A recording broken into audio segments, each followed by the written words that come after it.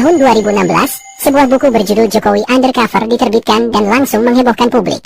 Buku ini menyoroti asal-usul Presiden Jokowi, termasuk klaim bahwa orang tua Jokowi adalah aktivis PKI di Boyolali dan bahwa ibu kandungnya bukanlah Sujiatmi seperti yang selama ini dikenal masyarakat. Penulis buku tersebut dijerat hukum dan dipenjara. Namun isi buku itu telanjur menyebar luas. Rasa penasaran publik pun tumbuh. Dari mana sebenarnya Presiden Jokowi berasal? Siapa sesungguhnya keluarganya? Asal-usul Jokowi dipertanyakan. 5 saksi kunci meninggal hanya dalam waktu kurang dari 4 tahun. 19 Juni 2025, Rismond Sianipar dan kawan-kawan berkunjung ke Solo. Di sana, mereka bertemu dengan Usman Amiruddin, seorang sepuh yang mengaku sebagai teman dekat Joko Widodo. Usman bercerita bagaimana asal mulanya Jokowi diorbitkan sebagai calon wali kota Solo. Usman yang adalah majelis pertimbangan partai PAN kala itu menyarankan agar Jokowi mendaftarkan diri melalui partai PDI Perjuangan. Kenapa Usman tidak mengorbitkan Jokowi melalui partainya? Belakangan diketahui bahwa asal-usul keluarga Jokowi lah yang menjadi pertimbangannya. Usman menyebut Jokowi berasal dari keturunan PKI. Dan PAN sebagai partai yang berasaskan agama, tidak mungkin menjadi pengusung. Mengenai Jokowi PKI tidak terlibat status. Kalau Jokowi lahir dari keluarga PKI, saya dukung. Jadi, Jokowi lahir dari keluarga PKI. Betul. Ya. Dari keluarga PKI ya. Nah. Maksudnya kamu bukan keluarga? Bapaknya anak dari PKI. Bapaknya sih namanya apa tuh? PKI di rumah itu. Ibunya suka Gerwani. Kemudian dia lahir yang satu kampung itu PKI semua. Setelah membenarkan isi buku Jokowi Undercover yang diterbitkan tahun 2016. Sayang sekali, orang-orang yang seharusnya menjadi saksi kunci yang mengetahui asal-usul Jokowi yang sebenarnya satu persatu telah berpulang.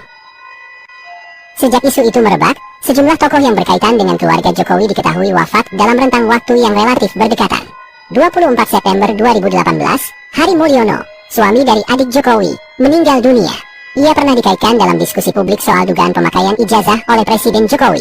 2 Januari 2019, Mulyono Herlambang, paman Presiden, wafat di Jeddah saat menunaikan ibadah umrah. Kabar kematiannya tidak banyak diberitakan secara detail. 16 Februari 2019, Slima Inem Tursina, seorang wanita yang diangkat oleh Joko Widodo sebagai ibu angkat, meninggal dunia.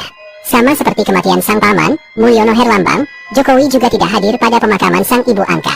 25 Maret 2020, Sujiatmi Notomiharjo, orang yang diakui Joko Widodo sebagai ibu kandungnya, meninggal dunia di Solo.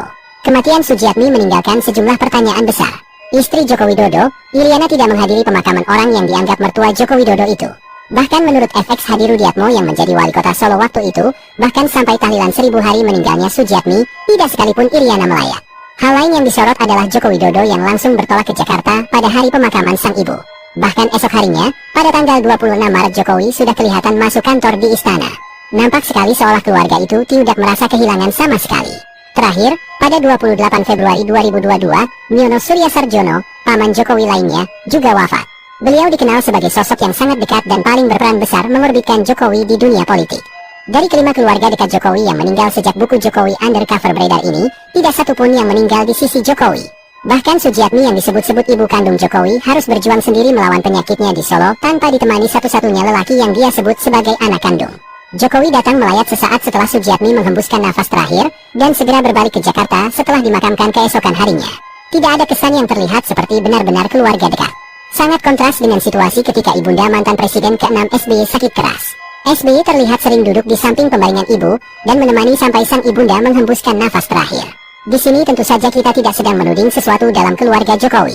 Tapi misteri yang pernah dihembuskan seseorang bernama Bambang Tri seharusnya terang benderang supaya tidak menghantui perjalanan sejarah keluarga Jokowi.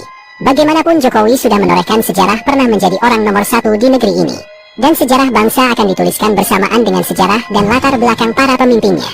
Generasi kita berhak tahu kepastian dan tidak berada di area abu-abu yang akan terus menghembuskan isu tidak sedap. Upaya Jokowi yang terus memenjarakan orang-orang yang mempertanyakan masa lalunya hanya akan mengundang sikap apatis rakyat pada keluarga Jokowi. Pertanyaan seperti, jika Jokowi tidak mau pembuktian dilakukan secara terbuka dan transparan di pengadilan, apakah benar ada sesuatu yang sedang dilindungi yang sangat ditakutkan jika terbongkar? Sedang dilindungi yang sangat ditakutkan jika terbongkar?